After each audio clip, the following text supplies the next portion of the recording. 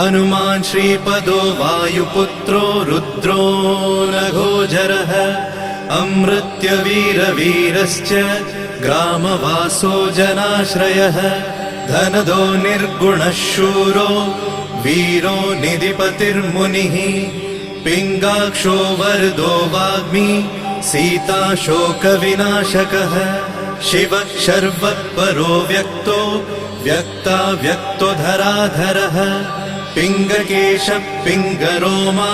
श्रुतिगम्यः सनातनः अनादिर्भगवान् देवो विश्वहेतुर्जनाश्रयः आरोग्यकर्ता विश्वेशो विश्वनाथो हरीश्वरः भर्गो रामो रामभक्तः कल्याणप्रकृतिस्थिरः विश्वम्भरो विश्वमूर्तिर्